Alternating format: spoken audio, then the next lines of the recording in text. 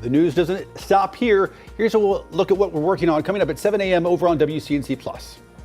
A national debate over crime lands right here in Charlotte. The victim's family spoke at that emotional hearing, but both Republicans and Democrats differ on solutions. And in just a few hours, Charlotte's mayoral candidates will answer your questions. What's on the agenda for today's forum and how it could shape your vote. Lawmakers in D.C. have until tonight to set a spending bill or the government runs out of spendable money. The government shuts down.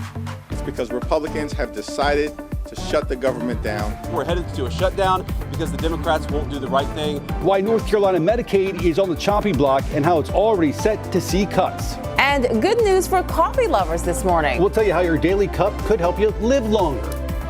Those stories and much more live, local, and breaking news coming up at 7 a.m. on WCNC Plus.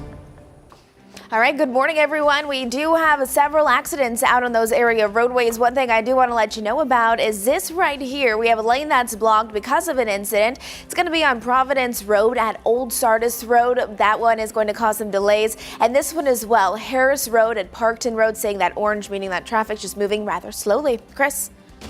The sun will come out tomorrow, but not today. It's going to be an overcast sky. We're going to have on and off rain throughout the morning. We'll have a brighter, cloudier day a little bit later on today, and then a lot more sunshine Thursday and Friday, hovering in the 70s, back to the lower 80s Sunday and beyond, but not a bad looking forecast. The sun will come out tomorrow, but not today. It's actually how the song originally went. Right. They changed it rightfully. They changed it the last Right. All right, of course, the news doesn't stop here. We're streaming live over at 7 a.m. on WCNC Plus. Join us.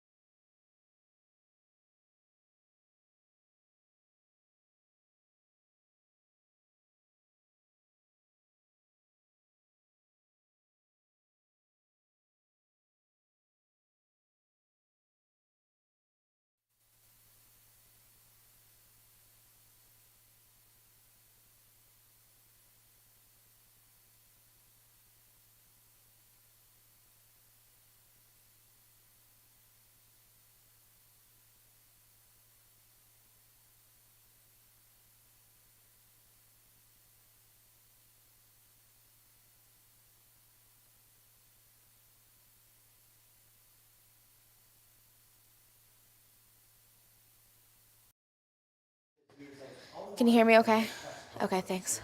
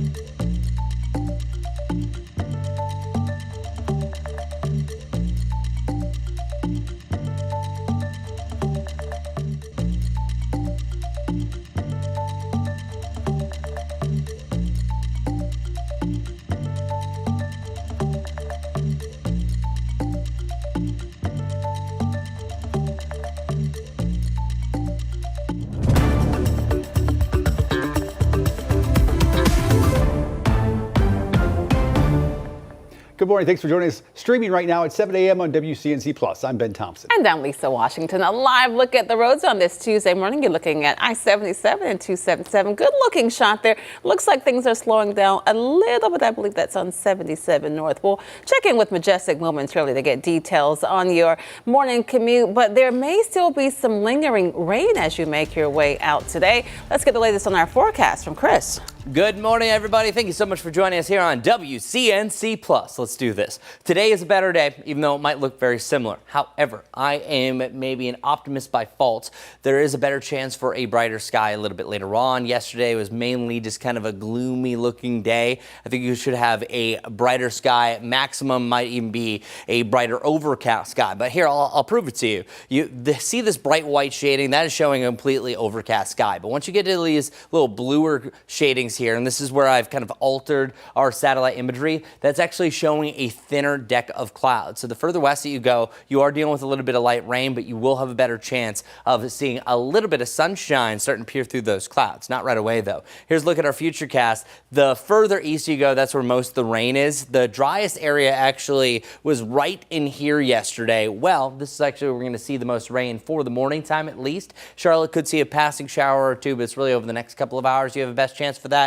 And then another chance for a passing shower during the middle of the afternoon. See these avenues, these breaks here in the clouds? That's what I'm talking about. But all in all, bank on an overcast sky, but also be hopeful that you maybe see a few bright spots a little bit later on today. But if you don't worry about it. You just have to wait a day, because by tomorrow we are starting off on the cloudier side, also with some patchy dense fog as well. But by the afternoon, there's that sunshine clearing out, and we might even have wall-to-wall sunshine, not even a cloud in the sky on Thursday. So all right. Here's a look at our rain totals yesterday. Not that much. You saw less than a tenth around Wadesboro, anywhere from about around a half inch to an inch of rain from Charlotte over to Gastonia. That's where we saw bulk of the rain, and elsewhere really up to about a quarter or less or either side thereof. Yesterday was also a little bit on the breezier side. The only reason why I'm showing you yesterday's data is just to show you the difference of today. Today, I think, is going to be on the breezier side. Gusts up to maybe 30 miles per hour, mainly about that 20 to 25 though. So a lot of similarities from day to day. But we should be a little bit warmer, because I think we have less rain during the afternoon, a thinner deck of clouds, even though it might look cloudy, getting up to about 71 to 73 across the greater Charlotte area. Of course, a little bit cooler than the north, so Salisbury only around 70. Our muggy meter also on the way down. We're going to be in a nice little range come tomorrow, and that's going to be comfortable area also. Get excited. I think we might be a little bit on the stickiness side of really to start off your Wednesday, but then outside of that Thursday and Friday, oh so nice. So that fall air is returning. We got to talk about Imelda, right? Well, thank goodness this is not the forecast that it was looking like last Thursday and Friday, that Imelda was going to be visiting us here in the Carolinas. Notice how we already had rain over the last couple of days? Well, that was because of the push of moisture from Imelda, and Imelda's center is actually directly east of Florida. So it really just shows the big difference here. But Imelda is going to be trending further off towards the east. Hurricane Humberto is also going to be weakening over the next day or so. Now down into Category 2 strength. And by the way, Imelda will be upgrading to a Category 1 hurricane later on this morning into the afternoon. And then these two paths are technically crossing. Imelda still has a chance of affecting Bermuda. And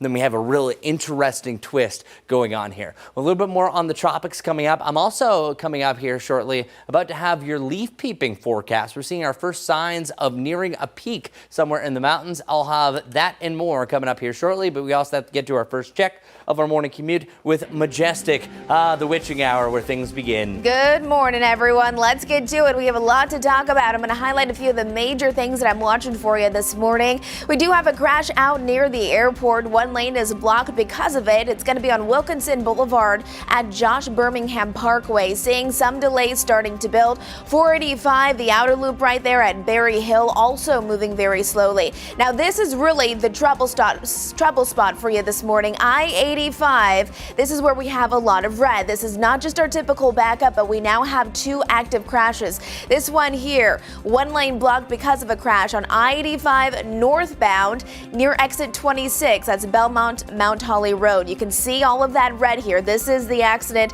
that goes with this. But once we zoom it into this one, we have an additional crash where now 2 lanes are blocked because of it. It's I-85 again, northbound lanes at exit 23. That's out at Main Street. So you can see how widespread and how long that backup is, all of the red indicating that. So if you typically take I-85 northbound, you might just want to take Highway 74 instead today to get right around it. Not sure how long this is going to stay active, but 2 back-to-back crashes in a very well-traveled area during this time of the day. We'll have another update on this coming up in just a few minutes. Guys.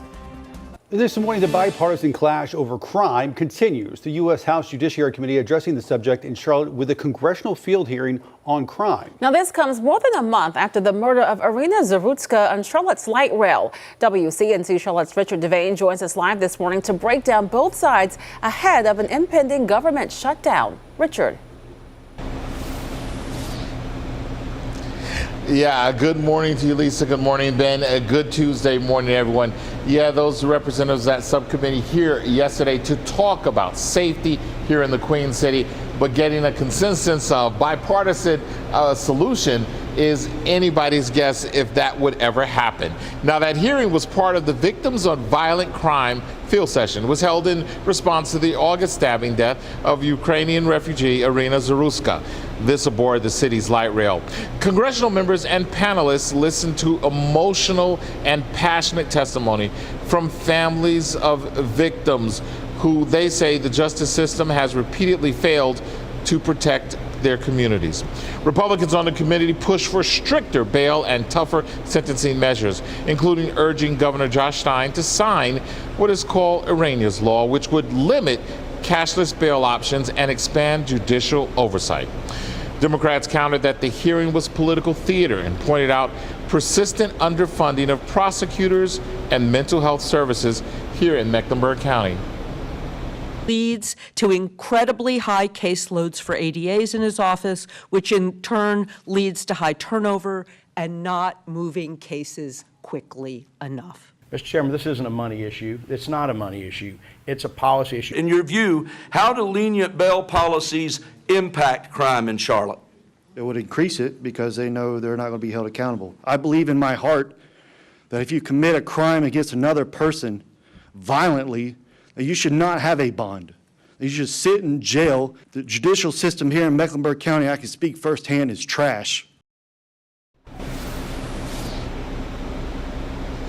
And that last person you heard speaking was CMPD Officer Justin Campbell, who actually was injured in that attack on those officers over a year ago when 4 law enforcement officials lost their lives.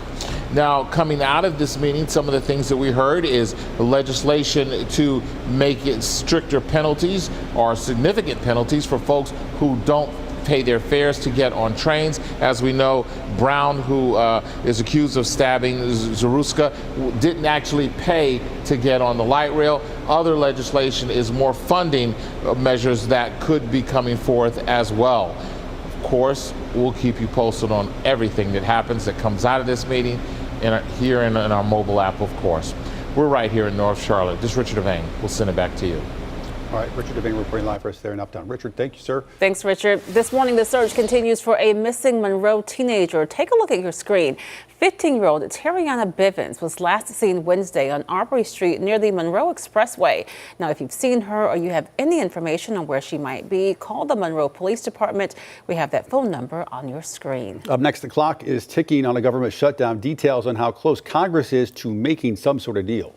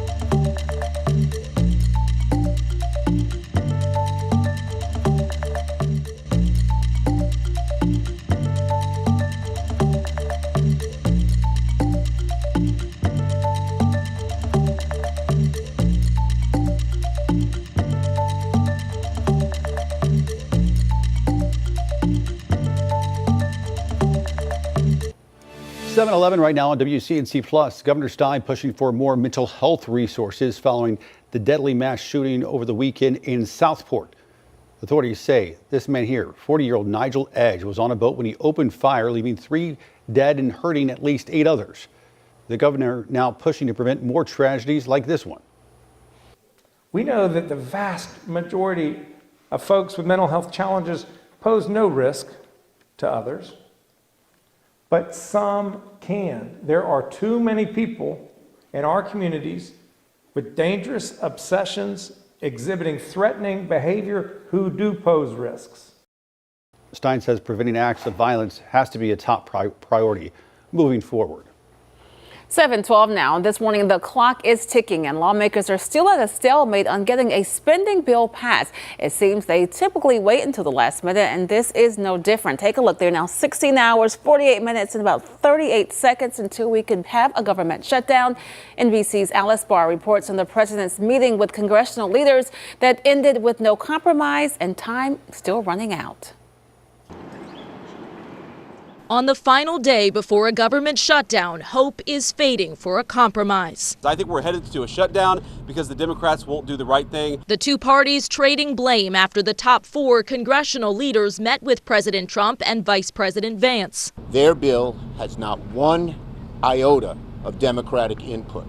That is never how we've done this before. Republicans adamant Senate Democrats should sign on to the short-term funding bill that passed the House without requiring bipartisan support. There's nothing partisan in here. No policy riders, none of our big party preferences.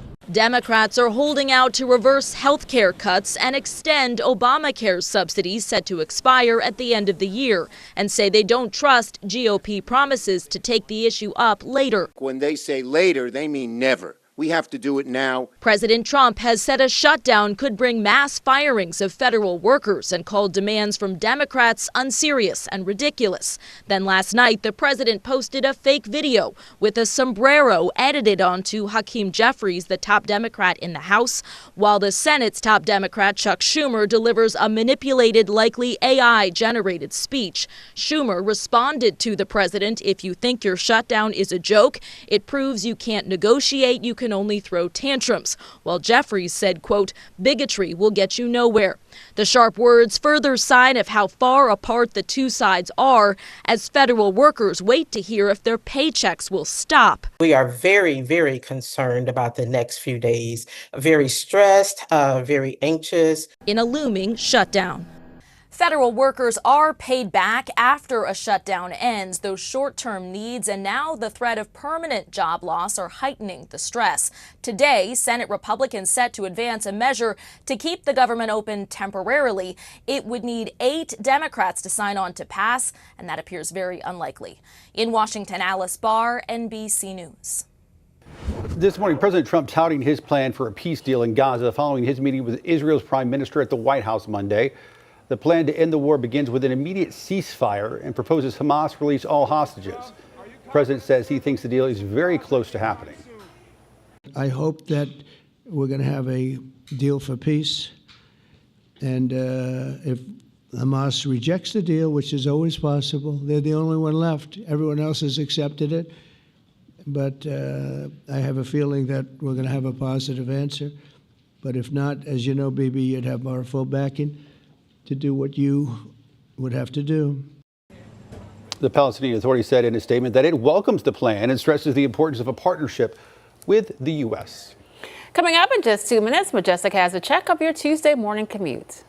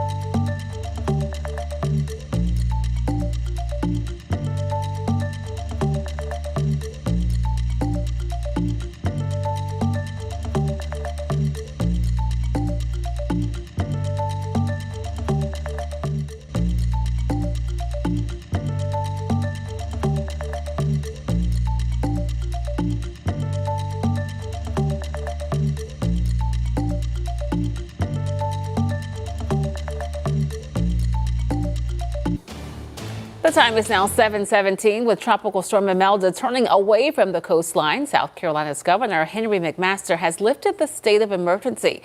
In a statement, the governor says officials will continue to monitor the storm. And while it is still hurricane season, South Carolina remains ready to respond to any storm. Despite Imelda turning away, its impact will be still felt for some. The forecast has seemingly changed for the better.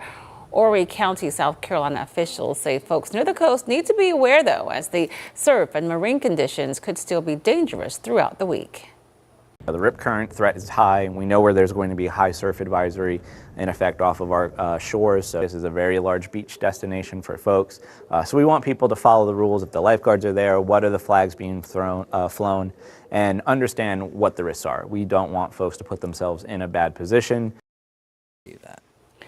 All right, let's check in with Chris now to get an update on our forecast for this week. The good thing is that Imelda did what you were explaining at the end of last week, the Fujiwara effect, which sent it out to the sea, to the east. And thank goodness, it's because all that is just you have two low pressure systems within 1,000 miles of each other. They start to rotate around the same axis, and usually one of three things can happen. Either they just directly rotate and there's no change, or number two, you can have one major system that kind of takes the energy from the other one, where one gets weaker, one can get a little bit stronger, or they can combine into one, and that's actually looks like scenario number three could play out. It's not going to affect any land mass, just kind of an interesting dose of meteorology. So jumping right into it, we have 70-mile-per-hour sustained winds, Tropical Storm Imelda, and that will really start its northeastern turn. We've already seen it this morning from about 11 p.m. to about 2 a.m. The updates had this moving due north. Now we see it directly northeast. So that's that final shift.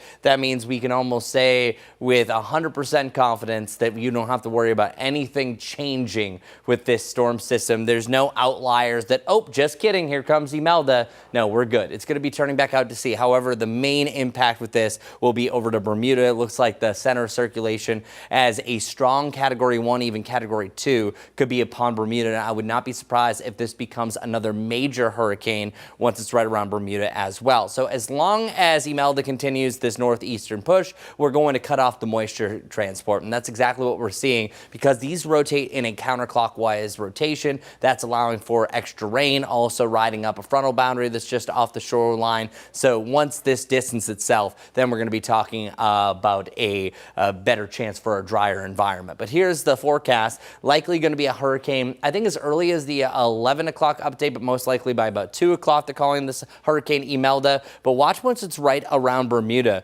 Winds getting up to around 100 miles per hour. So yeah, this is going to be right around Category 2 to Category 3 strength before it starts to weaken, and it likely can get kind of tangled up into what Umberto is going to do. That's what's really interesting for this long-range forecast. Meanwhile, for us, Imelda distancing itself, that is going to allow for a drier environment, and that's going to pull out the clouds as well. So likely we're going to see rain on and off throughout this morning, maybe a stray shower or two during the afternoon by tomorrow, mix of cloud and sunshine, and even calling for wall-to-wall sunshine come Thursday. After that, mid to the upper 70s to right around 80 degrees, and then the lower 80s on Sunday and Monday. So coming up the next time I'm talking about weather, I'm actually going to start with our leaf peeping forecast, and then later on next half hour I'll also be talking a little bit more Umberto and how that's going to be affecting Imelda and the interesting meteorology associated with that. Hopefully not too much of an interesting morning commute, because Majestic, we know how those situations go. Oh, we got some active problems out there, to say the least. We'll start with this, our drive times.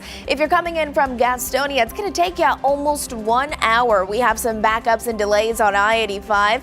If you're coming in from Matthews, I'm not seeing any major slowdowns on Independence, at least nothing too out of the ordinary. We do have that rain that's making for some wet roadways, but I want to get to I-85, where roads right now out towards this area in Gaston County, they're dry, but we do have a crash. We just recently had 2 crashes. One has been cleared, but this one is still active. 2 lanes are currently blocked because of a crash. Again, I-85 north northbound at exit 23. That's Main Street. Look at all this red that's continuing to build. Remember, red, that means stop and go traffic here. So if you just want to avoid this delay, because look at how far backed up this is, you may just want to consider taking Highway 74 instead. Take that inbound, because I'm not sure how much longer that crash is going to be active where those 2 lanes are blocked. Otherwise, we still have a lot to talk about. I'll give you some more updates coming up here in just a few, but for now, we're going to send things out to Larry Sprinkle. Hi, this is Larry Sprinkle. Time for a Tuesday Tailwagger along with our friends over at Animal Care and Control. This time last week we featured Leica. Leica is still there. Hopefully she'll find it for everyone this week. Bringing on today's Tailwagger, this is Mowgli. Mowgli, love that name. He's a 5-year-old male, weighs about 10 pounds, just a great cat. And the foster family says he loves to be close to you, very affectionate, very well behaved, gets along with other cats and even dogs and loves his toys. His name is Mowgli. Look at those big, beautiful eyes right there. Available at Animal Care and Control. And you can see them Monday through Friday, 11 a.m. to 7 p.m., Saturday and Sunday, 9 a.m. to 5 p.m. AnimalCareCLT.org for all of the information. One more time, this is Mowgli. He's about 5 years old, weighs about 10 to 12 pounds. Just a really friendly and affectionate cat. That is Mowgli, and he is our very special Tuesday Tailwagger. 7:23 right now. Check this out. Local elementary school students got to learn skills in both sports and in life. It's all thanks to Charlotte's pro teams and a few legendary local athletes. Yesterday, Bank of America teamed up with the Panthers, Hornets, Charlotte, Carolina, U.S. Soccer, and Charlotte Motor Speedway for the Sports With Us Clinic at Bank of America Stadium. 140 kids from Berwick Elementary and Steel Creek got to rotate through some interactive stations covering sports and financial health. Leaders say some skills in sports can be important for life in general. For so many of us, we know that sports creates this passion, this energy, and so many learnings that can be inspired through sports, leadership and teamwork. And so what we've done is assemble some of our great partners here in Charlotte to participate with us to encourage young people to pursue excellence. Among some of the local legends there, former Panthers linebacker Thomas Davis Sr. and Hornets icon Del Curry. Nice. All right, we're going to take a quick break, but make sure you keep it right here on WCNC Plus.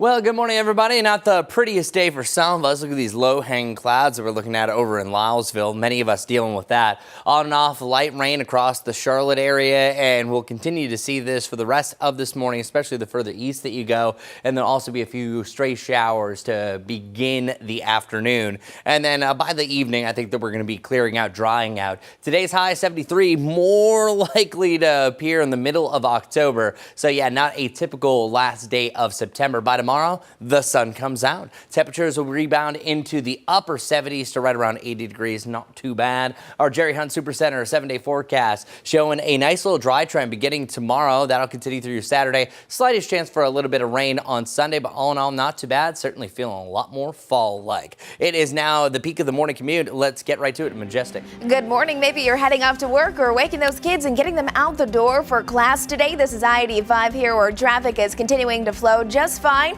Want to show you some of our drive times. If you're coming in from Gastonia, it's going to take you 55 minutes. We do have some wet roadways, so be careful there. Our typical delays, but this is one problem that you'll want to know about. I-85, we do have a crash right here. You can see all the red. 2 lanes are blocked because of it. Northbound lanes at exit 23.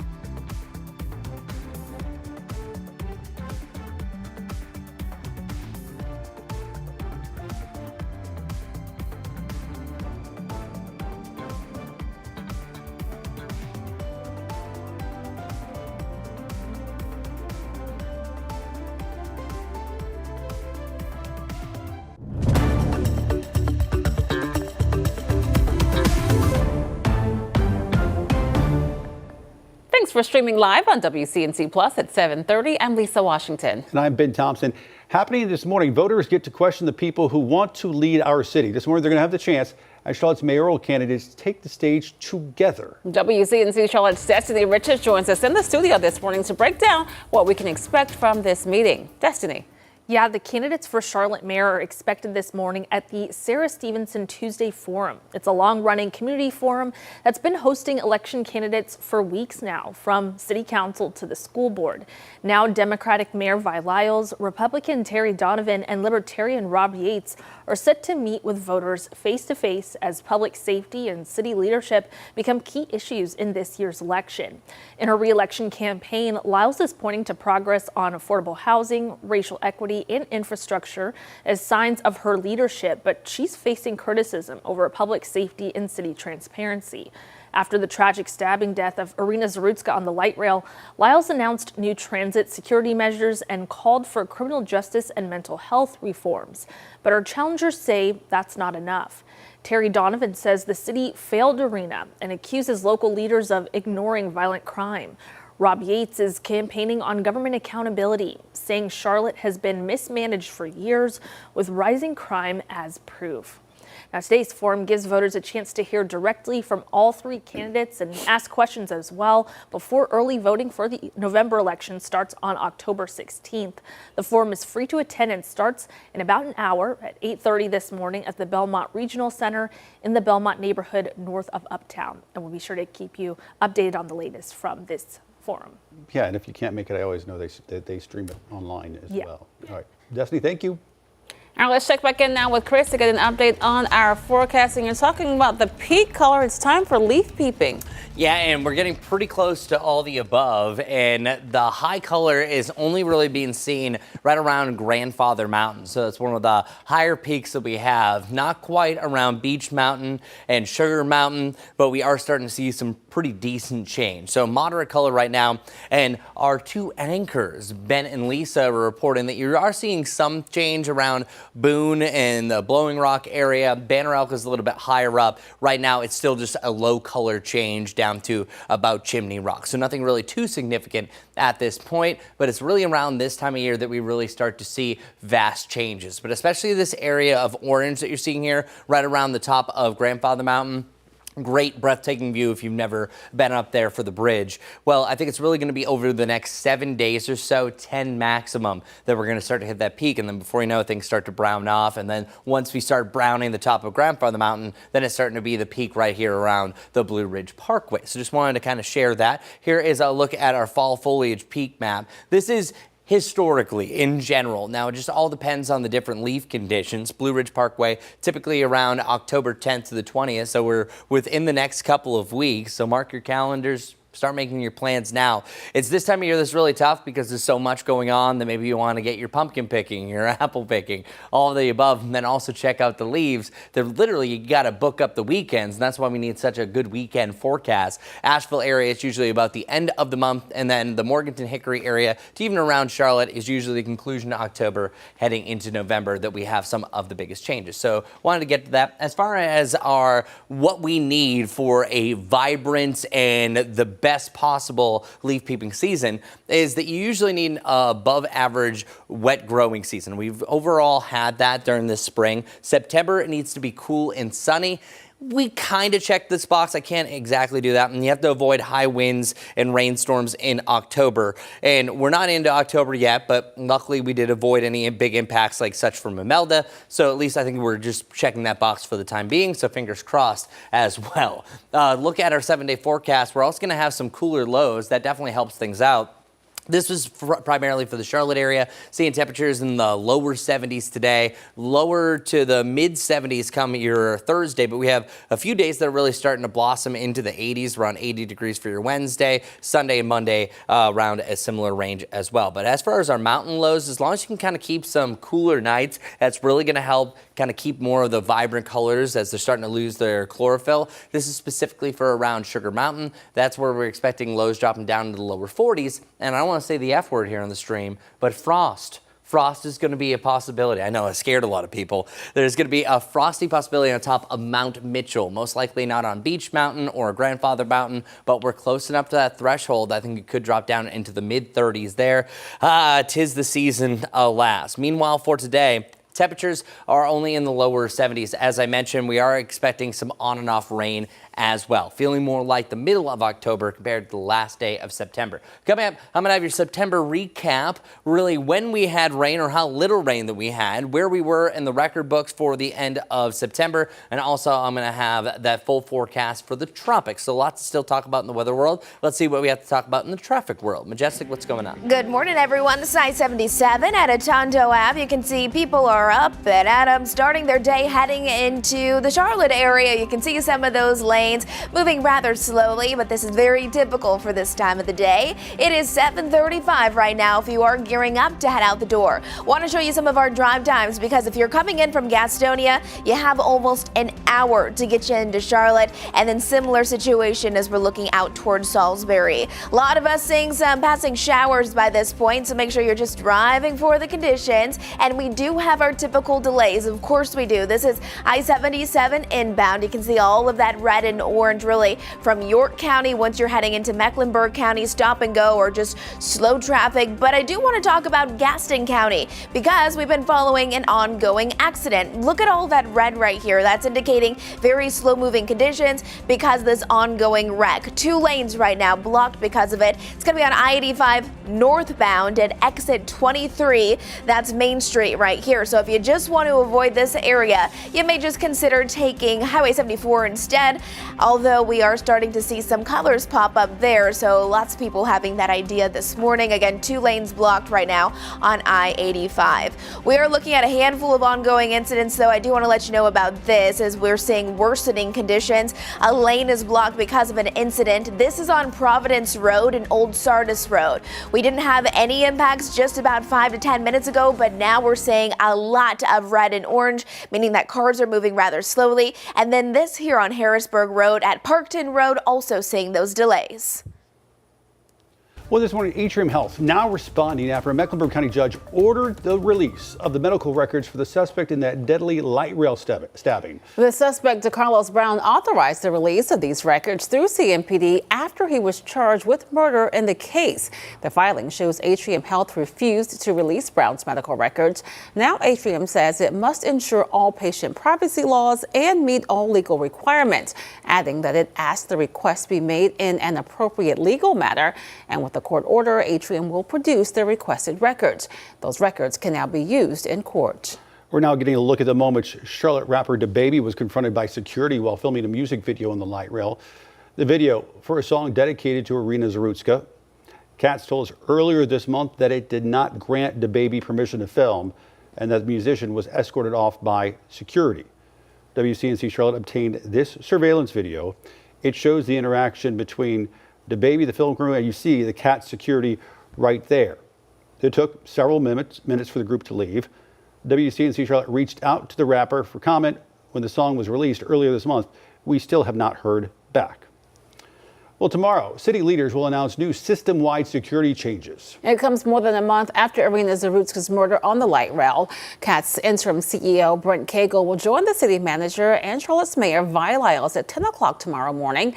The agency is trying to convince federal officials that it's taking steps to improve security.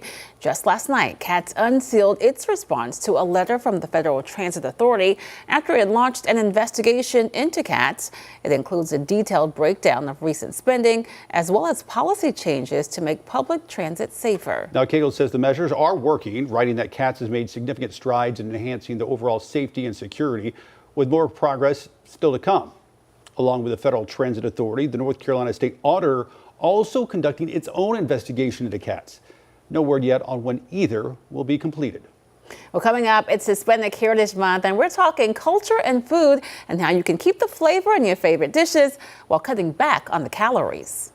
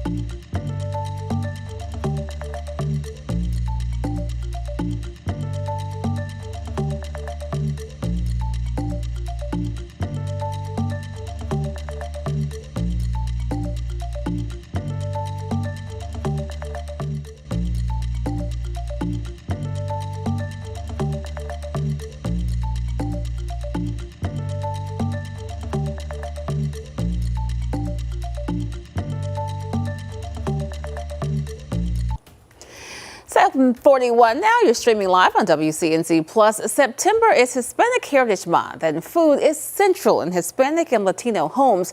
But is there a way to not compromise the favorite meals when you're focusing on your health? Reporter Shelley Moonies shares how you can keep the flavor while also keeping it healthy. A stroll down the grocery aisle as a Latina is more than just a shopping trip.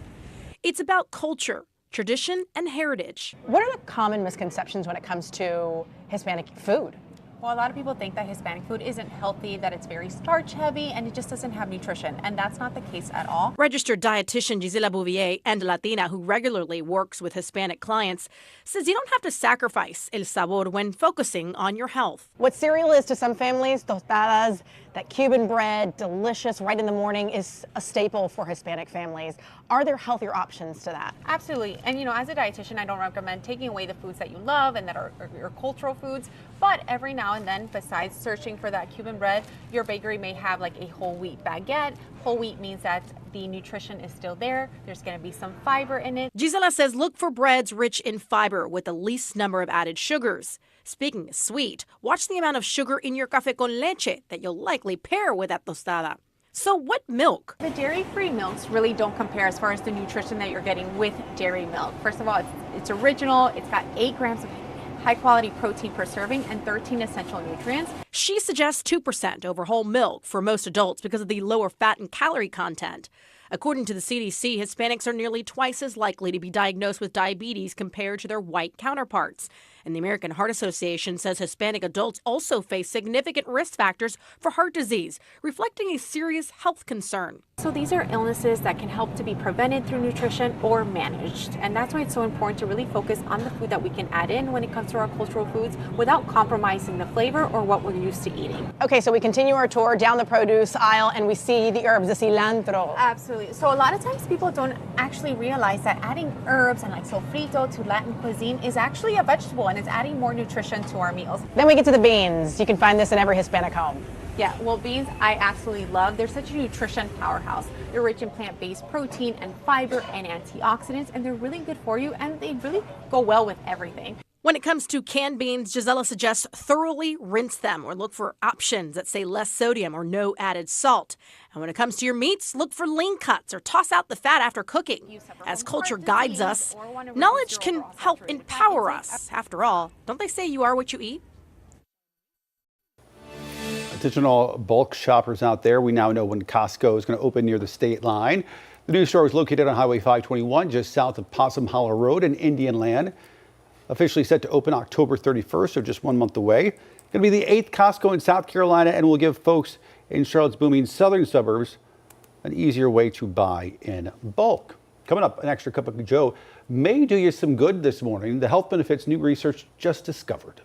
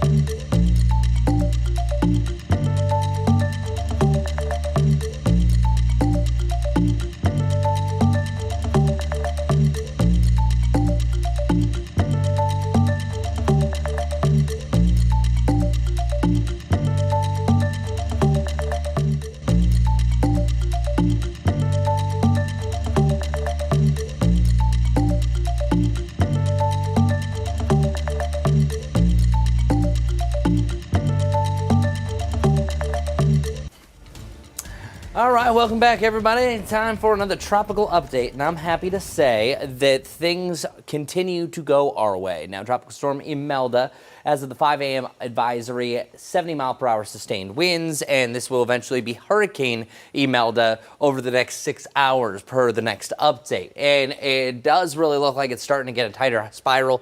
I think over the next 2 days, it's also going to start to develop really defined eye wall.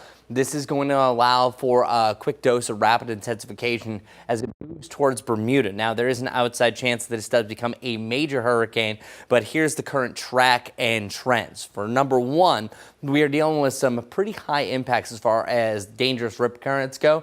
Not great beach days overall. There's going to be some really rough surf, especially over the next day or so, but it's really dangerous rip currents, I would say, over the next 3 days, especially right here from Oak Island up to the Outer Banks and around Morehead City. That's where I'm seeing some of the highest likelihoods of some really strong rip currents. And then we're back to about a moderate level all overall, averaging across the North Carolina shoreline.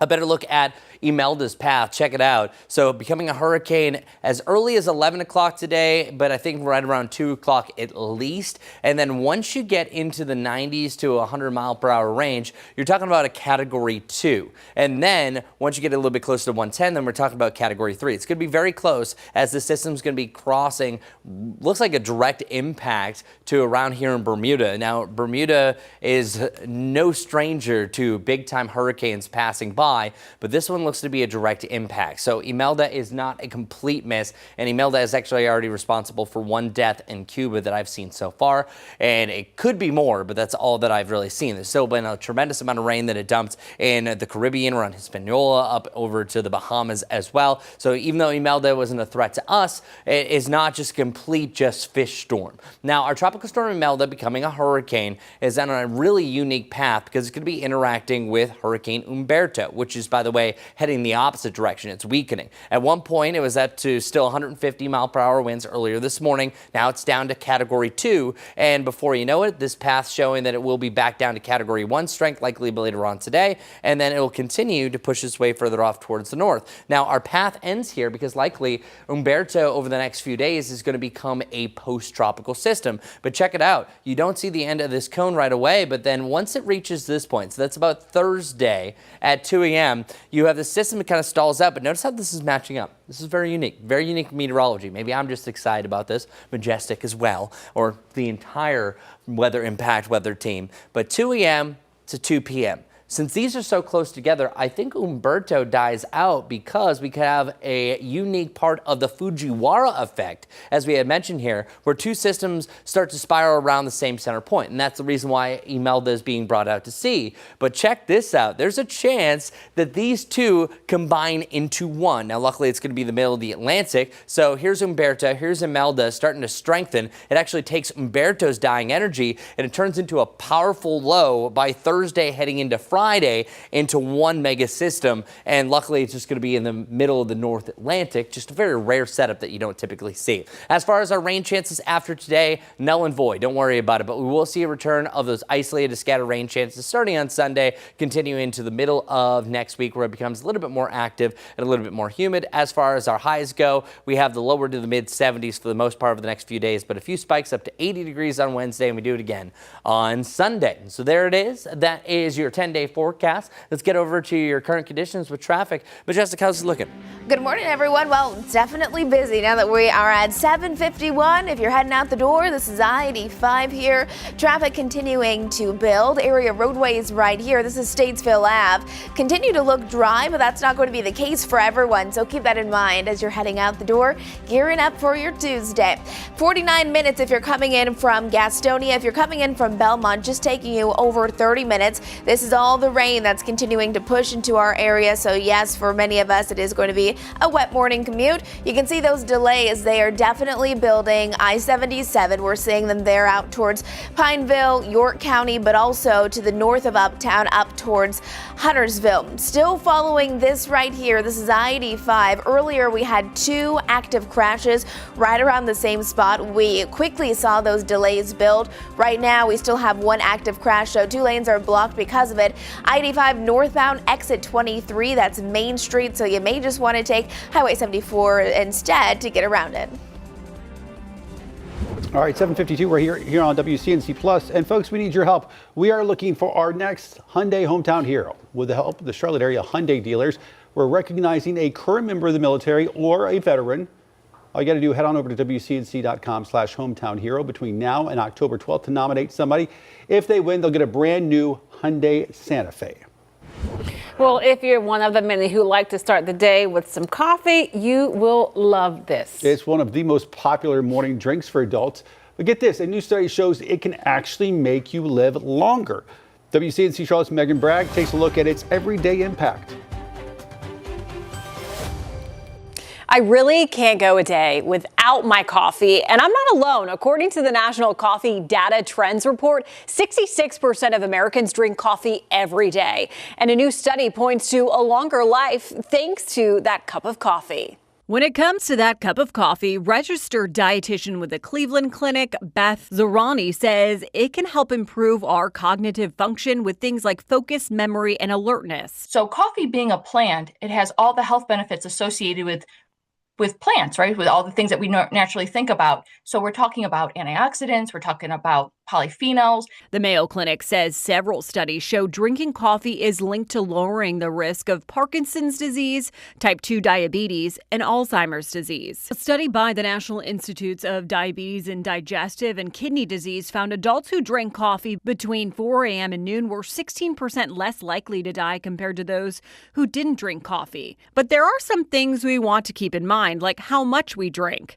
The FDA suggests drinking only 400 milligrams of caffeine per day, which is around 2 to 3 cups of coffee. Zerani also says be mindful of how much cream or sugar you pour into that cup. They can add up. So you can add up hundreds and hundreds of extra calories without us even thinking about it. Zerani says light and medium roasts are recommended since they retain most of their antioxidants, which protect our body's cells. She says if you have acid reflux, drink cold brew. Megan Bragg, WCNC Charlotte. We love our coffee here at the Morning News. That's good news for us. Absolutely. We like to live longer and we like our coffee. I wonder if that counters the lack of sleep / bad sleeping habits that we have on this shift. Talk about that. Hopefully. What we do need to talk about is a quick break. We'll be right back here at WCNC Plus. Maybe it's time for you to go get that second cup of coffee. Right.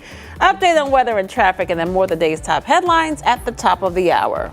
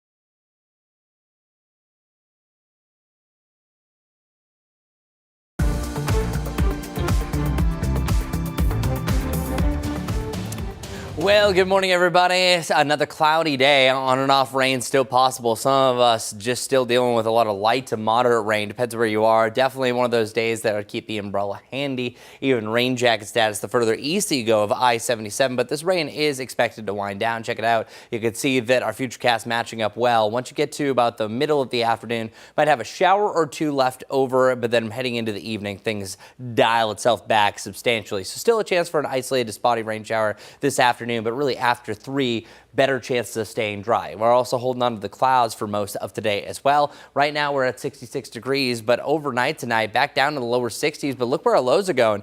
We're back to the 50s, so some much cooler air on the way. As far as our Jerry Hunt Supercenter 7-day forecast is, we have the mid to the upper 70s starting on Thursday heading into the weekend. Majestic, take it away.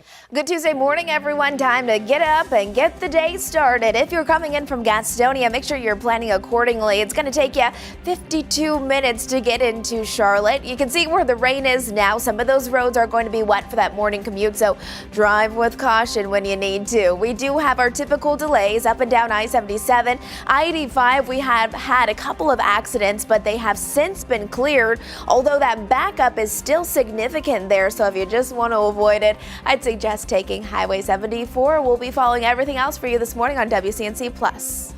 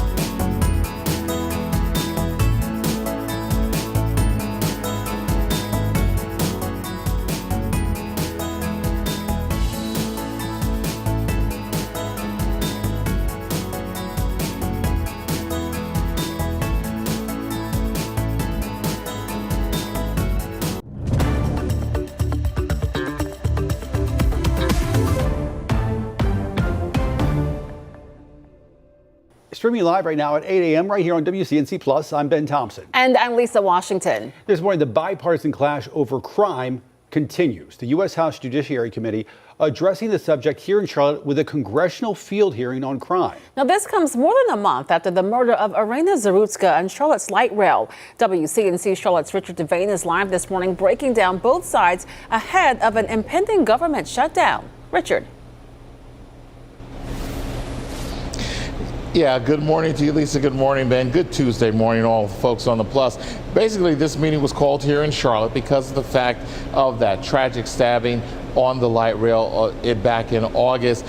But trying to get both parties to say that come up with a comparable solution is anybody's guess after listening to what happened at that meeting. The hearing was part of the Victims of Violent Crime field session.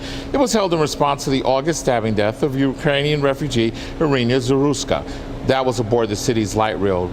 Congressional members and panelists listened to very emotional and passionate testimony from victims' family members who say the justice system has repeatedly failed them and also failed to protect the communities they live in. Republicans on the committee pushed for stricter bail and tougher sentencing measures, including urging Governor Josh Stein to sign what is called Irina's Law, which would limit cashless bail and expand judicial oversight. Democrats countered that the hearing was a political theater and pointed out persistent underfunding of prosecutors and mental health services in Mecklenburg County. Leads to incredibly high caseloads for ADAs in his office, which in turn leads to high turnover and not moving cases quickly enough. Mr. Chairman, this isn't a money issue. It's not a money issue. It's a policy issue. In your view, how do lenient bail policies impact crime in Charlotte? It would increase it because they know they're not going to be held accountable. I believe in my heart that if you commit a crime against another person violently, that you should not have a bond. You should sit in jail. The judicial system here in Mecklenburg County, I can speak firsthand, is trash. That last voice you heard was Officer Justin Campbell, who was talking to that panel, telling them about his thoughts on the system here in Mecklenburg County. He was one of those officers injured when 4 officers were killed in that ambush a little over a year ago. Now, as far as Urania's law, that is still sitting on the governor's desk to be signed. If he doesn't sign it by Friday, it becomes law without his signature. He also has the ability to try to veto it. So far, there's been no action from the governor on Urania's law. We're right here in north of Charlotte. This is Richard Devane. We'll send it back to you. That's at the state level. Back to the federal lawmakers, the members of Congress that were here in Charlotte. They have this meeting. They talk about it. Right. Is there a next step for these members of Congress about taking things back to D.C. or something? Yeah, they said they came with some ideas. One, the congressman who actually is on the Transportation Committee said that he wants to enforce stricter laws, making sure that people pay their fares to get on light rails, train stations, buses, transportation. He said that that's something that he wants to do. He wants to enact that law. And also locally, we heard from one of our local congressmen who said that he wants to make sure that there is more funding going forward to help fight crime. Of course, those are ideas they said they're going to take to Washington, talking to their colleagues, introducing that legislation. We'll see how that goes and what comes of it. Well, we do know that whether it's a funding issue or not, money has to be involved when you want to implement some of these changes. Right. All right, Richard, thanks so much for that live report. All right, 8:04 right now. Turning back to the forecast with Chris. And Chris, you've got a look at leaf peeping forecasts. Yeah, leaf peeping forecasts and also your September recap. We got a bunch of extras here. The advantage of WCNC Plus. Let's start with this. Our September recap. Now, of course, we have 1 day to go, so these aren't official. Factoring in our high and low for today, we'll skew these slightly, but there's still nothing that's really record-breaking about this month. We did reach a peak about 92 degrees, a bottom of 54. We're about to be cooler than that. That's a big story in the near term. And our wettest day on September 4th, I think this is the most interesting stat that we have for the month. We had over 1.25 inches of rain. And that's actually accounting for 51% of all the rain that we had this past September. All in all, it was a really dry one when we didn't have much rain really whatsoever. Check this out. This is our daily rainfall. Oh, I updated this. I don't know why I didn't save. But pretty much just plain and simple that we didn't have really a lot of rainy days. So there was actually only 5 measurable rainfall. Well, I have to make sure to bring up the right graphic. That one was actually from last year. So hold on one second. Or last month. Hold on one second. Elevator music while we try to fix this. All right, here we go. So this is what I was trying to show you, the grand reveal, and of course my computer is misbehaving. There it is. Look at that. We only had 5, now 6 days, if you're going to include today, of some sort of measurable rainfall. But that 1 day in the 4th really stands out from all the rest. That means that we had over 17 days in a row without even a trace of rain. So yeah, it was a really dry month, but all in all, still not too below normal compared to where it could have been. But then meanwhile, bringing up that leaf peeping, we're now starting to head into October. So October is really that prime time that we start to see that color flourish. On top of Grandfather Mountain is usually where we first hit that peak, and we're now nearing that. And so over the next 7 to 10 days that we're going to start to hit the most vibrant colors on top of Grandfather Mountain, and then next is going to follow suit for Beach Mountain and Sugar Mountain. So I would start to plan your trips to the mountains, but not right away. So taking this graphic right around Banner Elk and Boone, and we can say that there's a confirmation from Ben and Lisa. There's a slight change there, but not really too much, and that's as far down in elevation to Chimney Rock. But where this usually lines up, so this is the exact same graphic, but I'm going to put to what the average peak is. Grandfather Mountain usually has its average peak around October 7th. Right around October 12th or so, that's where you have things right around the Rough Ridge Trail and the Lynn Cove Viaduct right around there as well. And then Banner Elk to Blowing Rock, that's where you usually start to see your peak around October 21st. So you still have over the next 3 weeks or so that you're going to start to see those peaks. I'm just saying that you maybe want to start preparing for that. Meanwhile, in the near term, we do have some scattered rain showers that are out and about, and that's going to allow for on and off rain throughout today. Overall, it's going to be a cloudier one, but we will start to see a slightly brighter afternoon, and then once we get to tomorrow, no rain to worry about. We're just going to be dealing with, at most, maybe a little bit of leftover mist and some fog to begin the morning. Then it gets much drier, wall-to-wall sunshine even on Thursday, and then warm back up to the lower 80s, a little bit on the stickier side on Sunday heading into Monday. That's all that you need to know. Sorry about the technical difficulties. Hopefully no technical difficulties over here in traffic. I'll go get my stuff together. All right, well, we make it work, that's for sure. Here we go, everyone. If you are getting ready to head out the door and start that morning commute, want to let you know about a few things. The busy start to the day. We do have still a lot of delays on I-77 if you are making that inbound commute. No major concern there. I want to give you an update on I-85, though. Earlier, really not too long ago, we had 2 back-to-back crashes here that blocked 2 lanes. Both crashes have been cleared, but still there is some delay here. So if you want, you can just take a Highway 74. That's going to get you around that a little quicker. Otherwise, you can still see lots of icons popping up. I want to give you an update on this one as well, because now we're seeing a lot more red, meaning that stop and go traffic because a lane is blocked because of an incident. It's on Providence Road at Old Sardis Road. To the south of that one, still following this crash here. So Providence Road, we have 2 of those crashes that are ongoing. So keep those things in mind. We have multiple ongoing wrecks even here as we head up to the east. This is going to be on Pence Road right here where we do have some of that yellow starting to back up. We're going to have another update coming up here in just a few minutes. But again, I-85, we've been talking about that. Both incidents that we've been reporting on have since been cleared. Majestic, thanks. New developments this morning regarding that shooting in Pageland that left a 9-year-old dead. We now know these 3 adults and several more juveniles are facing murder charges, and one of the suspects is the father of that child killed. According to the Chesterfield County Sheriff, the father brought the child to a prearranged fight at this convenience store. The sheriff says that this type of violence has got to stop, and they've got to hold parents accountable. We are going to look at not just the actions of the kids, but the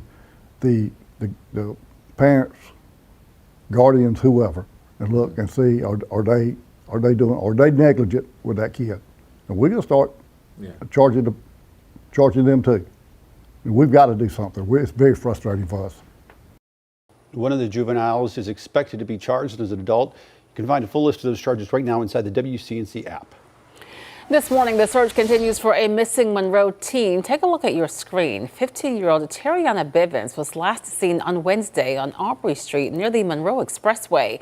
If you've seen her or you have any information on where she might be, call the Monroe Police Department. That number is on your screen. All right, 8:10 right now. The clock is ticking on a possible government shutdown. Coming up, details on how close Congress is to making a deal.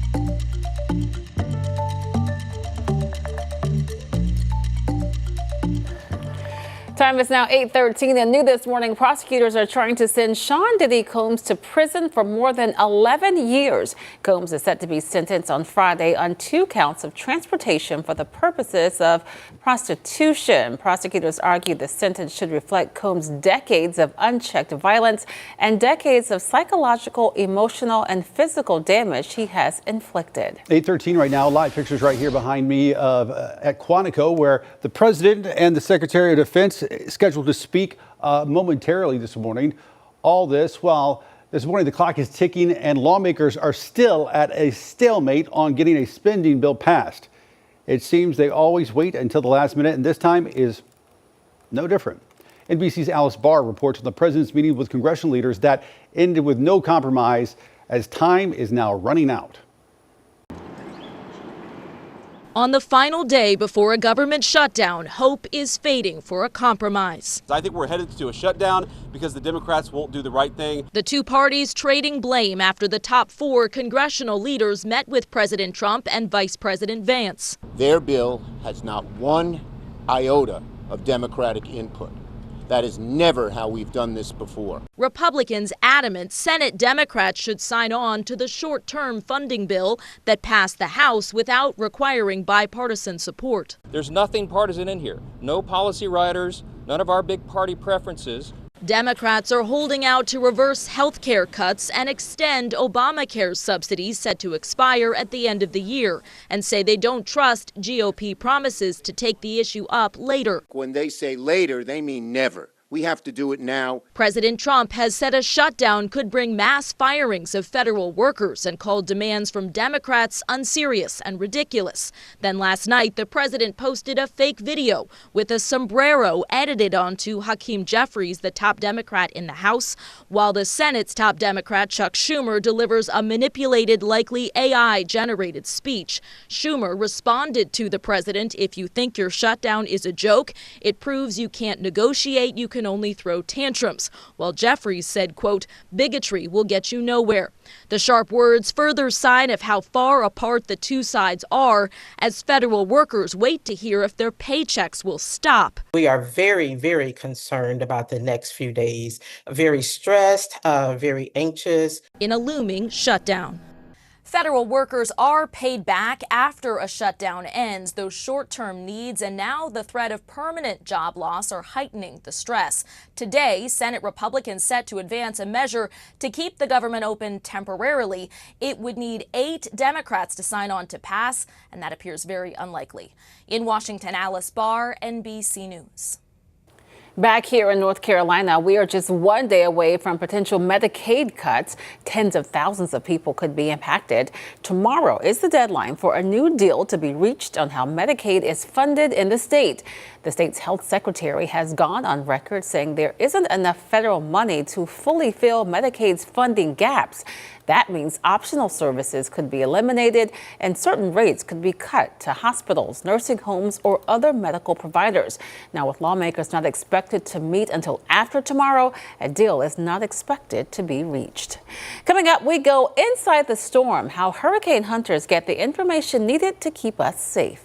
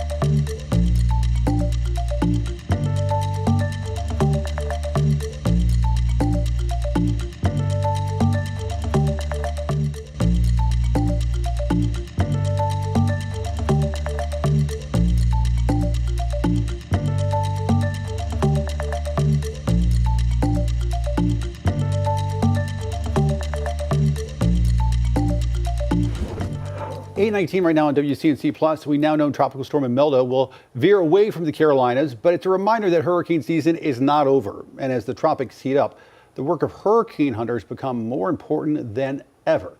These specialized crews fly into storms and release high-tech instruments that give us a rare look at hurricane strength and its structure. Meteorologist Becca Birdsall explains how hurricane hunters collect their data. When hurricane hunters fly into a tropical system, they don't just rely on radar and satellite data. They drop tiny weather labs called dropsondes straight into the storm. A dropsonde is a small tube-shaped instrument attached to a parachute. As it falls from the aircraft, it beams back real-time data multiple times per second, creating a vertical X-ray of the atmosphere from flight level down to the ocean surface. Each dropsonde measures pressure, temperature, humidity, and wind speed and direction. This high-resolution data provides insight into the storm structure from the eye to the outer bands. These profiles are fed directly into forecast models and analysis at the National Hurricane Center, making them one of the most important tools for predicting a hurricane's track and intensity. Now a new tool is being tested, the mini-sonde.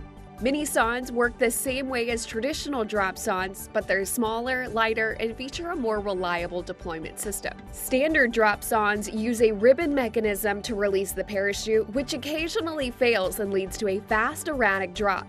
Mini-sondes instead use a magnetic release that springs open the cap, ensuring the parachute deploys properly almost every time. NOAA is also upgrading its aircraft to support these compact sensors. While each instrument is expendable and only used once, the data they provide is critical, helping forecasters issue more accurate warnings that ultimately save lives. From the Weather Impact Team, I'm meteorologist Becca Birdsall.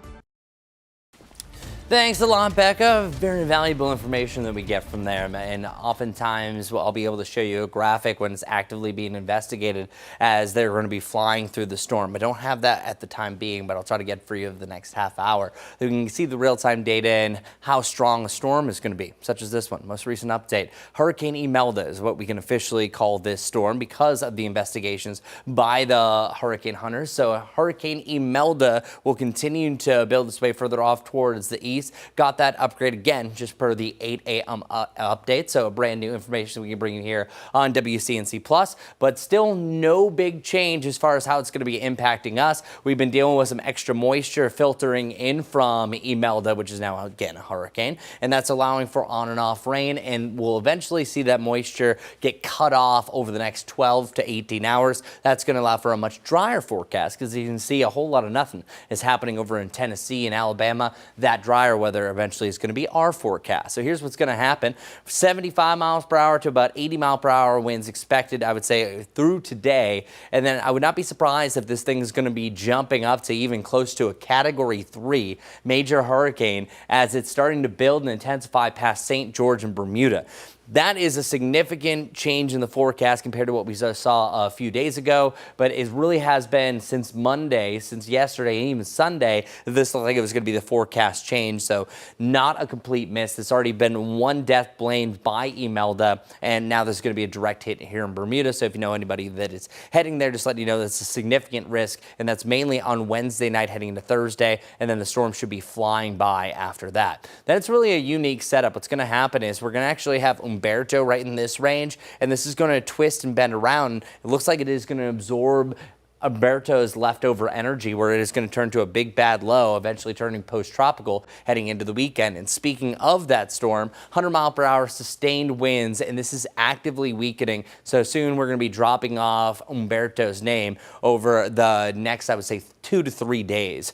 Our 7-day forecast showing up to 80 degrees on Wednesday, the mid 70s with almost wall-to-wall sunshine for October 2nd. And then heading into the weekend, right around 80 degrees. It's a very active day with the Roll 400 and the Panthers coming back home for your Sunday. We are seeing a slight chance for rain, but nothing really widespread at this point over the next 7 days. Today's actually the best chance for rain over the next 7. But this is also a real good chance that it's going to be a slow-moving traffic, and let's double-check that with Majestic. Good morning, everyone. Well, we have had a handful of ongoing crashes, but at this point, things have strangely calmed down by a lot. It's 8:23 if you are getting ready to head out. If you're coming in from Belmont, it'll take you just over 30 minutes minutes to get you here. Almost an hour, though, if you're coming in from Salisbury. This is where the rain is coming down and where some of those area roadways will be wet. Not seeing any ponding on those roads, so we should be good to go for now. You can still see our typical delays. Again, lots of red if you're coming in from York County, heading inbound on I-77, I-85. We did have a couple of accidents this morning. They have since been cleared, but still, Highway 74, not a bad idea if you are heading inbound. And then 485 from Pineville out towards Matthews, still seeing some delays there, but no active accidents at this time. Just about 10 minutes ago, we had around 10 accidents. So right now, again, if you have someplace to be, I'm not seeing any problems other than our typical delays that we would be used to this time of the day. Hopefully we can keep it that way. We'll have another check on those roads coming up here shortly. All right, we're going to take a quick break as we take a live look right now over Uptown. Keep it right here on WCNC Plus. We'll have the latest weather, traffic, and news coming your way.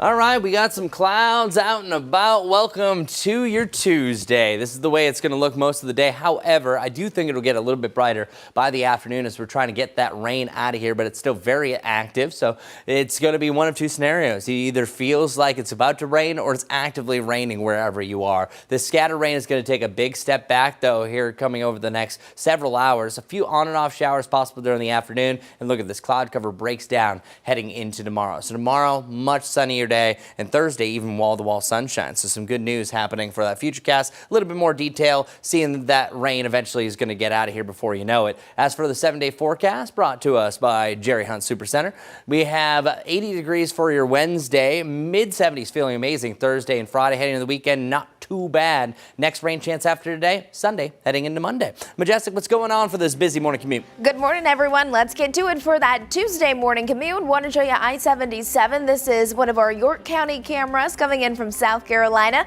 Gold Hill, you can see cars are moving all right. Delays are going to be ongoing. Nothing that we're not used to this time of the day, though. This is I-85, or actually this is I-77 out towards Atondo Ave as people are making their commute up to Charlotte. Now, if you're coming in from Gastonia, just about 50 minutes to get you to Charlotte. And remember, some of those roads are going to be wet because of that rain that's coming down. We are seeing those delays on I-77, I-85 as well. But the good news is we don't have any active accidents. Highway 74 will take you a little quicker if you are heading into Charlotte, though.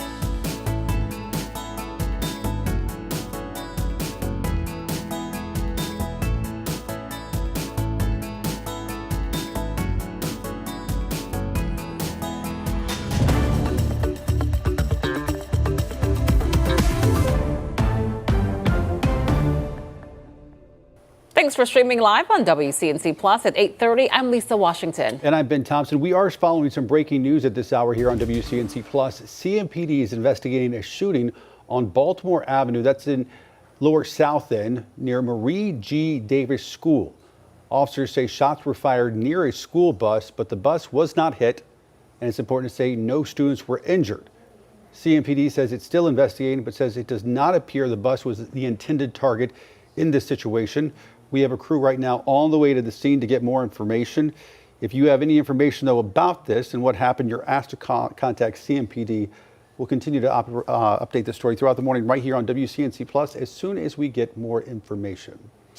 Happening right now, voters get to question the folks who want to lead the city. This morning, they're going to have the chance as Charlotte's mayoral candidates take the stage all together. WCNC Charlotte's Destiny Richards joins us live this morning in the studio to break down what we can expect from this forum. Destiny. Yeah, the candidates for Charlotte mayor will be speaking any moment now at the Sarah Stevenson Tuesday Forum, the community event that's been hosting election candidates for weeks, from city council to the school board. And now Democratic Mayor Vi Lyles, Republican Terry Donovan, and Libertarian Rob Yates are meeting with voters face to face as public safety and city leadership become key issues in this year's election. In a re-election campaign, Lyles is pointing to progress on affordable housing, racial equity, and infrastructure as signs of her leadership, but she's facing criticism over public safety and city transparency. After the tragic stabbing death of Verena Zarutska on the light rail, Lyles announced new transit security measures and called for criminal justice and mental health reforms. But her challengers say that's not enough. Terry Donovan says the city failed Arena and accuses local leaders of ignoring violent crime. Rob Yates is campaigning on government accountability, saying Charlotte has been mismanaged for years with rising crime as proof.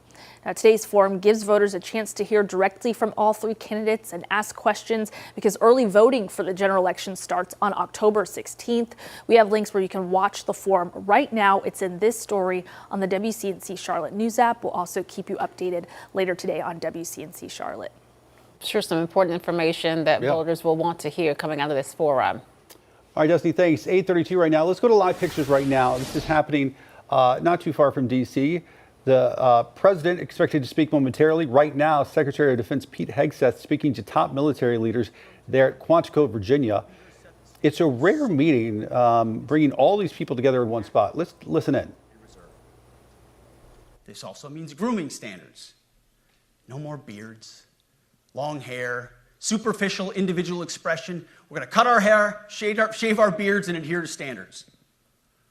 Because it's like the broken windows theory of policing. It's like when you let the small stuff go, the big stuff eventually goes.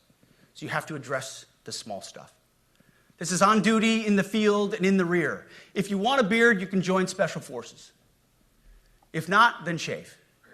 We don't have a military full of Nordic pagans.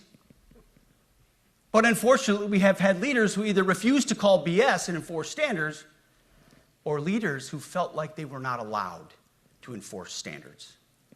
Both are unacceptable. And that's why today, at my direction, the era of unprofessional appearance is over. No more beardos. The era of rampant and ridiculous shaving profiles is done. Simply put, if you do not meet the male-level physical standards for combat positions, cannot pass a PT test, or don't want to shave and look professional, it's time for a new position or a new profession. I sincerely appreciate the proactive efforts the secretaries have already taken in some of those areas, service secretaries. And these directives are intended to simply accelerate those efforts. On the topic of standards, allow me a few words to talk about toxic leaders. Upholding and demanding high standards is not toxic.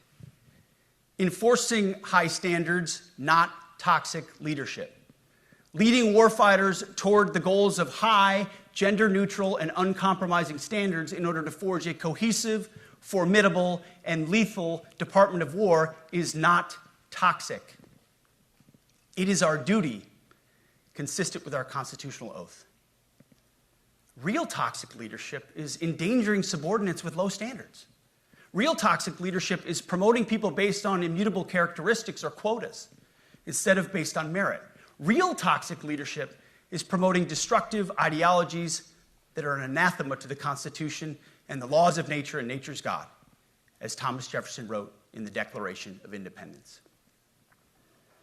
The definition of toxic has been turned upside down, and we're correcting that.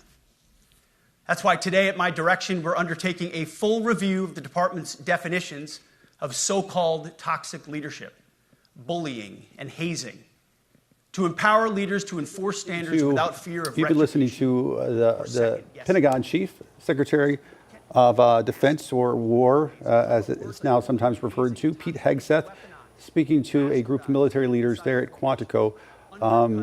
Sort of unheard of to have all these people together in one spot.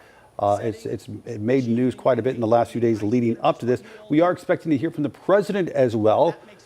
We're going to continue to keep our eye on the situation. And if any big news comes of this, we'll be sure to let you know. Right now, the secretary is speaking about enforcing new guidelines that members of the military need to abide by. I imagine we're going to hear some more about this just based on what we were able to hear in the few moments that we listened. And we should also keep in mind that this comes as the government heads toward a possible shutdown, with that deadline happening at midnight tonight. So again, we'll be following this throughout the day, bringing you updates here on our newscast as well as streaming on WCNC Plus. Right now, though, we need to get over to Chris to find out more about our forecast. The rain lingers today, but it won't be this way all week. Thank goodness. We are much drier by tomorrow, but we're trying to get rid of this rain. And this is a really tough forecast that I can't say, hey, it's going to rain at this hour to this hour. It's just spotty all over the place. But one thing we know for sure, this band of rain is starting to thin itself out. And I don't think we're going to really have too many showers left over by the afternoon. So the highest chance for rain right now is along the I-77 corridor in areas to the east over the next, I would say, 2 to 3 hours. And then once you get to the afternoon, we'll still have an on and off shower possible, but a lot less rain than what we had yesterday. Most likely, Charlotte, for example, only see maybe about up to another 1/10 of an inch or so for the rest of today, and even less than that depending where you are. And then all this rain, I think, is going to take a big step back by the afternoon. Check this out. This is by about noon. At this point, we're even seeing some signs of a brighter sky. I'm not talking about wall-to-wall blue sky. It's going to take a while to get rid of this deck of clouds, but it is showing that those clouds are starting to thin out. I think anywhere between about noon to 5, you're going to have a chance for a passing light rain shower. And then once you get to the evening hours, I think most of that rain is done. But by tomorrow morning, there will be a chance for a little bit of patchy dense fog, and then maybe a little area of mist and drizzle. But then we're fully done by the time the sun rises up and heading into the afternoon. We are drying out nicely. So 73 degrees today, still on the cooler end.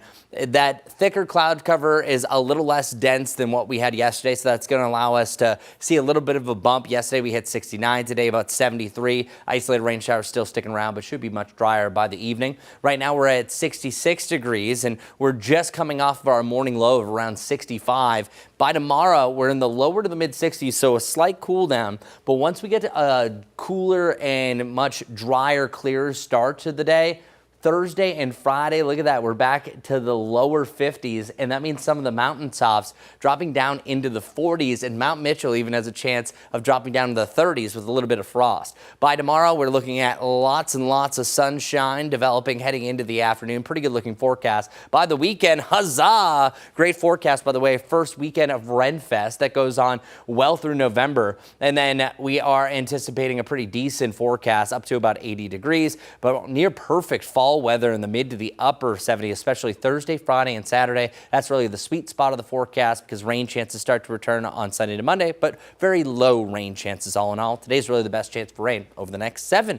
Well, Majestic, how's it looking? We're almost done with 8 o'clock. We're almost there, and it is moving a little slowly on I-77. This is at exit 12. However, there is no accident there. Just a lot of people all heading towards Charlotte. Drive times look a little like this, just about 1 hour if you're coming in from Salisbury, and about 30 minutes if your morning commute takes you from Belmont to Charlotte. You can see our road conditions right here, big picture perspective, still seeing some of that rain coming down, so be prepared for that for your morning commute, but still not seeing really any accidents, no major concerns along I-77. We do have our typical delays coming in from York County, passing into Mecklenburg County, and then as we're looking at I-85, we have had a couple of accidents this morning. Both of them are now clear, so not seeing any major concerns. Of course, we do have our typical delays out there, so if you just want to avoid I-85 inbound and you want to get to Charlotte a little bit quicker, you can just always take Highway 74 instead. If you're taking Independence or Monroe, conditions seem fine. 277, again, you'll have fine conditions going around the city, but I-77 right there, you just have slow-moving traffic. Guys. Majestic thinks 8:40 now. Big changes for brand name medicines. We're going to connect the dots on what new tariffs could mean for your wallet.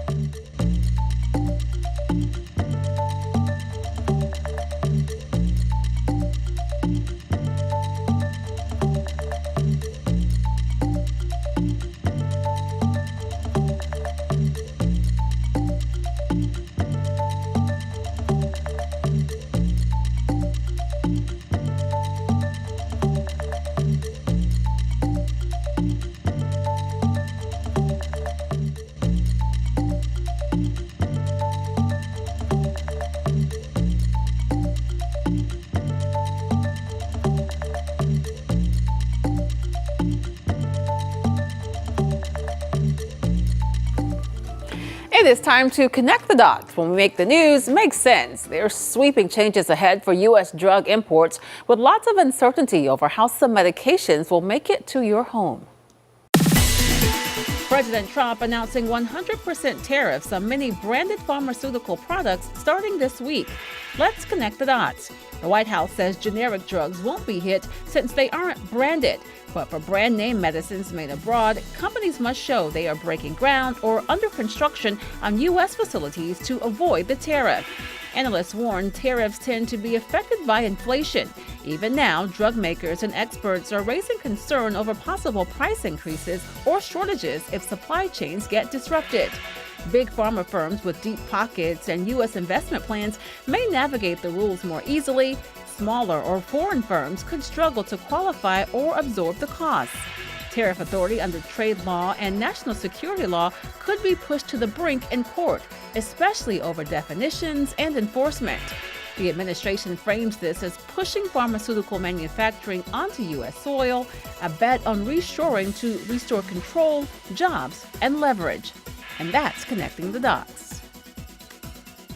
We now know when a new Costco is going to open up along the state line. The new store is located at Highway 521, just off of Possum Hollow Road in Indian Land. The store officially set to open 1 month on October 31st. It'll be, by the way, the 8th Costco in South Carolina and give folks in Charlotte's southern booming suburbs a more convenient way to buy in bulk. Coming up, a final check of the weather and your morning commute.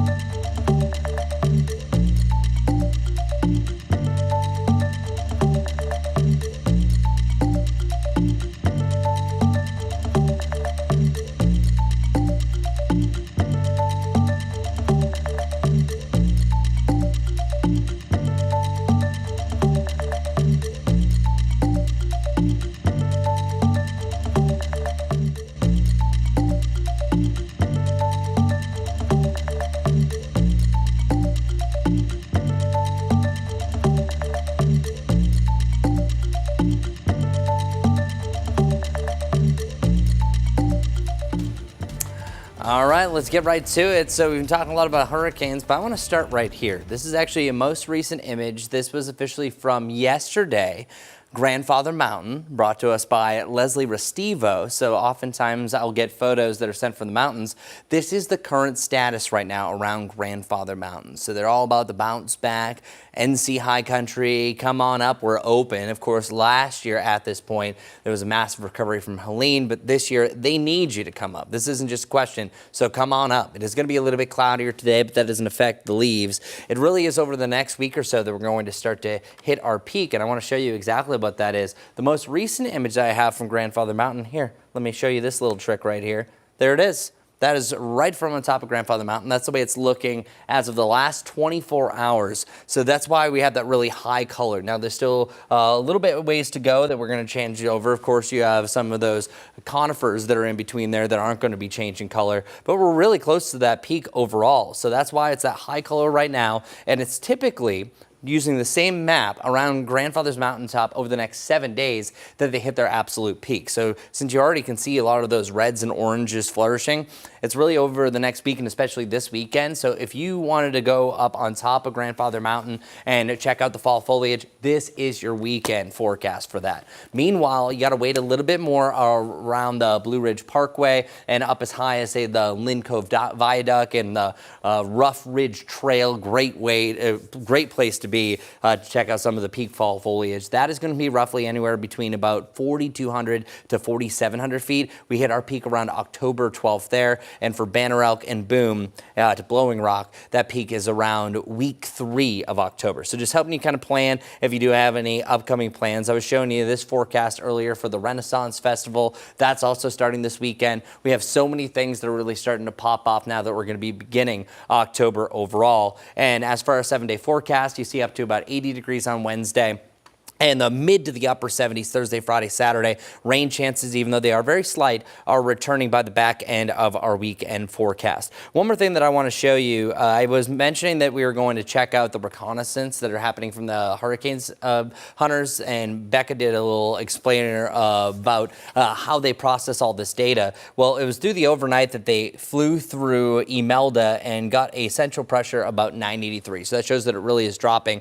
At that point, it was a tropical storm, but now we are actively flying through the storm. It is now Hurricane Imelda. They're having the newest data coming back. It does look like this storm is starting to really intensify and is heading right towards Bermuda. But again, no effects here in the United States. So that is your Leaf 7-day and hurricane update. So we really packed a lot in there. But overall, Majestic, it hasn't been too bad of a morning commute. Not too many accidents. No, it's really, really quiet right now. So yes, we do still have those delays that we would typically expect if you're heading out the door anytime soon. It's 8:49, but nothing really besides that. We do have about a 30-minute drive time if you're coming in from Matthews. That's right about spot on. And just under 30 if you're coming in from Belmont. Gastonia, you look much better, 37 minutes. Earlier, it was over an hour. You can see right now we do have rain that's continuing to fall, so be mindful. Some of you are going to have a few raindrops for that morning commute. And again, I mean, yes, we do have red on my map because that's stop and go traffic as more people are heading in the same direction, but no big incidents. One thing though right here is on the entry ramp to I-77 southbound at exit 90. That's Carowinds Boulevard. The southbound lane is going to be blocked because of a crash. Remember, this is on the ramp though, so this is our newest thing that we're continuing to follow for you carefully. Again, I-77 southbound right there at exit 90. Otherwise, as we're looking at Gaston County, good morning. We have all fine conditions along I-85. Earlier it was jam-packed, but really not seeing any major concerns. Even up towards Huntersville, Independence, Providence, all what we would typically expect. Again, this is our one active thing right now, so we'll take what we can get. We'll have a final check on traffic coming up here shortly. 8:51 on the dot. One high school senior taking his love for his high school sweetheart to a whole new level. He proposed to his girlfriend on the football field in front of the entire school. Tyler Lane reports on the massive effort to make this proposal a success. Doesn't seem like 30 years ago, does it, guys? 3 decades after Palmer football last earned a championship ring, 1, 2, 3, more! Another, to the shock of everyone, was about to be handed out. It's been a couple months in the making. Got a lot of people in on it, so that was the challenge, but it was definitely difficult, but we got it done. Senior Chandler Comet, a standout lineman at Palmer High School, not talking about the win over Chugiak or even playing on senior night. In fact, I'm sure people are impressed he stayed focused on the game at all, considering what he had planned after. Okay, go ahead and flex real quick. Okay. Layla, look at us. I'm gonna check the lighting again. Look at me. Flex for her real quick. Flex, flex, flex, flex, flex, flex, flex. Hey, Layla, can you check his uniform? Layla, Megan Buzzer, these last 3 years have been absolutely wonderful, and I've loved every second of it. And I would like to continue that journey with you. Will you marry me?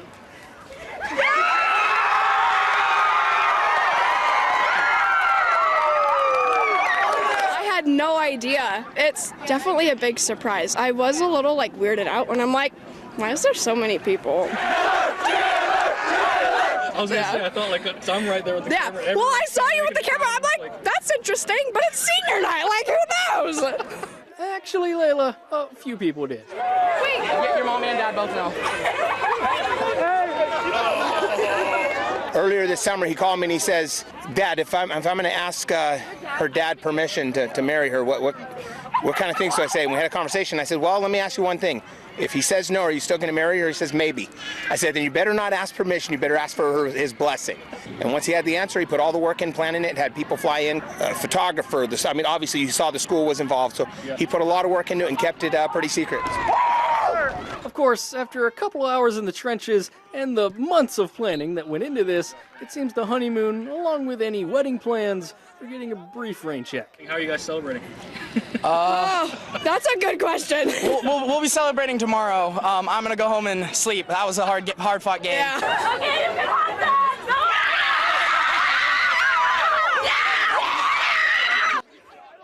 Well, I mean, congrats to the young couple. Yes, we should say that happened in Palmer, Alaska.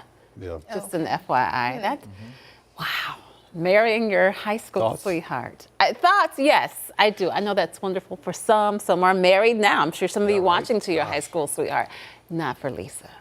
Yeah. No, I don't think Just any really of us young, are but loving that's that just my idea. thoughts. Yeah.